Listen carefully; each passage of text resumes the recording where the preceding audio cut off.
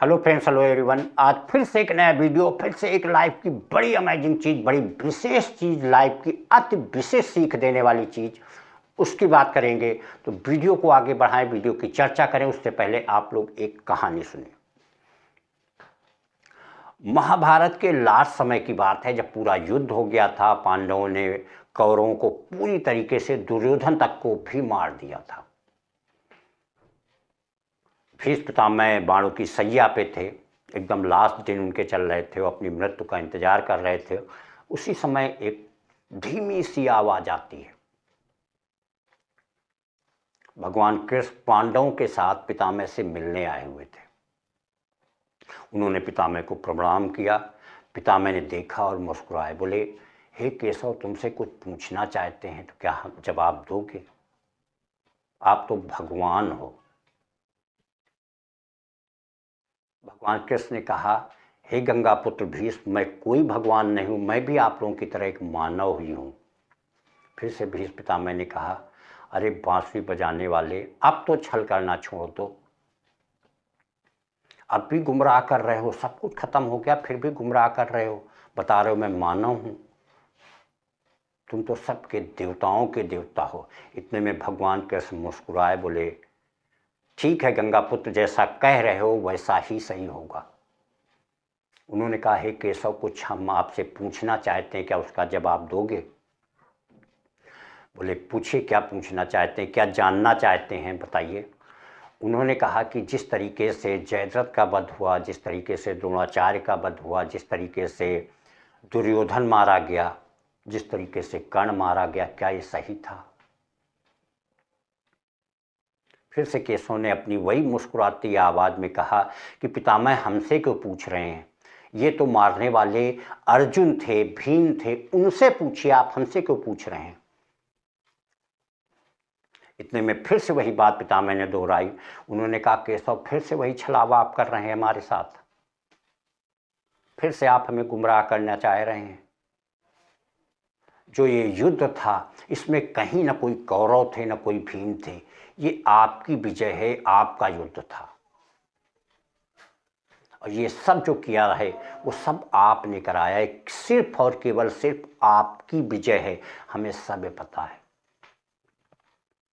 भीम और अर्जुन तो केवल निमित्त मात्र थे, पूरी तरीके से विजय आपकी है।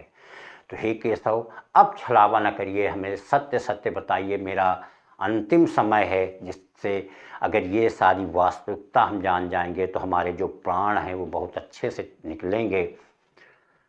तब फिर से केशव मुस्कुराए। उन्होंने कहा, गंगा पुत्र, अगर ऐसी बात है तो आप सुनिए, कुछ भी गलत नहीं हुआ, जितना भी हुआ सारी चीजें सही थी। एक बात और भी पूछा उन्होंने, बोले, अगर क्या सही था, आप तो भगवान हैं, क्या त्रेता में राम हुए थे, क्या उन्होंने भी ऐसे किया था? उन्होंने तो पूरी लड़ाई बहुत ही मर्यादा के साथ लड़ी, कहीं कोई छल नहीं था, कहीं कोई दुष्कपट नहीं था। जितनी भी लड़ाई किया उन्होंने अपने बल से मारा। लेकिन आज इस तरीके से ये सारी विजय, सारा किया हुआ आपका है, तो क्या गलत नहीं है केशव? तब उसके बाद कि भगवान कृष्ण एकदम सीरियस हो गए। उन्होंने कहा, अगर गंगा पुत्र, अगर ऐसी बात आप कर रहे हैं तो अब वास्तविकता सुनिए। देखिए, मर्यादा पुरुषोत्तम की बात मत करिए, वो युग कुछ और था। वो युग ऐसा था कि जहाँ के जो खलनायक थे, जो रावण था, राक्षस थे, वो परम शिव भक्त था। उसके पास शिव की उसने तपस्या करके शक्तियाँ हासिल की थी। उसके कुल में विभीषण जैसा सात्विक भाई था। अगर बाल की बात किया जाए तो उसकी परम तेजस्वी पत्नी तारा थी। उसका पुत्र अंगद बहुत ही सज्जन था। तो तब ऐसे खलनायक हुआ करते थे। वो उनके युग की बात थी, तो उन्होंने उस समय वैसा किया। लेकिन अगर इस युग की बात करिए, जो हमारे समय में आया, इस युग की बात करिए, यहाँ एक से एक बड़े राक्षस, जिनमें मानवता छू ही नहीं गई है। जयद्रथ हो गए, दुर्योधन हो गया, कर्ण हो गया, दुशासन हो गया, जरासंध हो गया, इस लेवल के राक्षस आए। तो हमने वैसा किया, जिन्होंने जिंदगी में कभी अच्छा काम किया ही नहीं, तो हमने उस तरीके से किया। हे गंगापुत्र भीष्म, ये समय की बात होती है। जब भी दुराचार शक्तियाँ, जब भी निगेटिव शक्तियाँ वास्तु पे, धर्मपरायण पे अटैक करती हैं, तो वो समय बताता है कि हमें उनको किस तरीके से नष्ट करना है, क्योंकि ऐसे समय में उनको नष्ट करना जरूरी हो जाता है। अगर वो नष्ट नहीं की जाएंगी तो सारे धर्म, सारे सज्जन पुरुष ये सब नष्ट हो जाएंगे। और ये एक समय की बात थी कि मर्यादा पुरुषोत्तम के समय में वैसे लोग थे और हमारे समय में ऐसे लोग थे। अगर इनको मारना गलत है तो क्या 5 गांव मांगे गए थे तो दुर्योधन 5 गांव उनको नहीं दे सकता था? भरी सभा में द्रौपदी को निर्वस्त्र किया गया, वहां आप लोग भी थे, क्या वो गलत नहीं था? लाक्षागृह में पांडवों को जलाने का प्रयास किया गया, क्या वो गलत नहीं था? अर्जुन के पुत्र को, अभिमन्यु को इतने लोगों ने मिलकर एक साथ मारा, क्या वो गलत नहीं था? तो जब पहले उन्होंने सारी गलती की तो इन लोगों का हश्र यही होना चाहिए। इतनी बात सुनकर के गंगापुत्र मुस्कुराए, बोले कि सब अब हमारी बातों का जवाब मिल गया और अब हमारे प्राण बड़े खुशीपूर्वक निकलेंगे। हमें जो हम चाह रहे थे उस चीज़ का हमें जवाब मिल गया। तो जिस चीज़ की फ्रेंड्स यहाँ बात कर रहे थे वो ये होती है कि जब भी किसी चीज़ की देखे विजय हो, कोई भी चीज़ हो, तो उसको समय परिस्थितियों के अनुसार उसको हटा दीजिए। जहाँ भी निगेटिव शक्तियाँ आप पे हावी हो रही हों, ऐसी कंडीशन में निगेटिव शक्तियों को हटा दीजिए। उसे गलत नहीं कहते हैं, जैसे को तैसा। जिस तरीके से छल को छल से मार दीजिए, नीच को नीचता से मार दीजिए।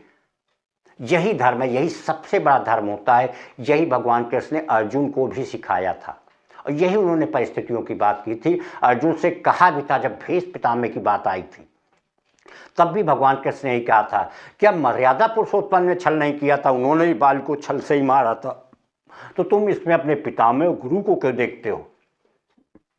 तो जब भी निगेटिव शक्तियां हों, जब भी हों, तो उनको बिल्कुल मार देना चाहिए। और एक बात और यहाँ सबसे बड़ी सीख मिलती है, क्योंकि जो गंगापुत्र ने कही थी कि सारा किया हुआ वो केशव का था, तो बिल्कुल सही बात है। देखिए, कोई भगवान कभी करने नहीं आते हुए एक आपको रास्ता दिखाएंगे। जाको प्रभु दारुण दुख दीना, ताकि मति पहले नर लीना। जिसको जिस टाइप का होना होता है वैसी पूरी सिचुएशन बन जाती है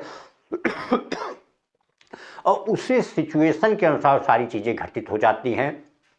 कभी भगवान कुछ नहीं करते, वो लोगों से करवा देते हैं। वो करवाने के किस तरीके की चीज़ें होंगी वो आपका कर्म बताता है। जैसे आपके कर्म होंगे वैसे आपके साथ अच्छा और बुरा होगा। अब ये आप पे डिपेंड करेगा कि आप उन परिस्थितियों से निपट के किस तरीके से वो वर्क करते हैं। तो भगवान कभी कुछ नहीं करते, वो लोगों से करवाते हैं। जैसा कर्म जिसके होंगे उस वैसा ही होगा। यही वहाँ पे भगवान कृष्ण ने गंगापुत्र को बताया था कि जिन लोगों का हाल यही होना ही चाहिए वो उसी के लायक थे, उसी तरीके से उनको मारा गया। Thank you.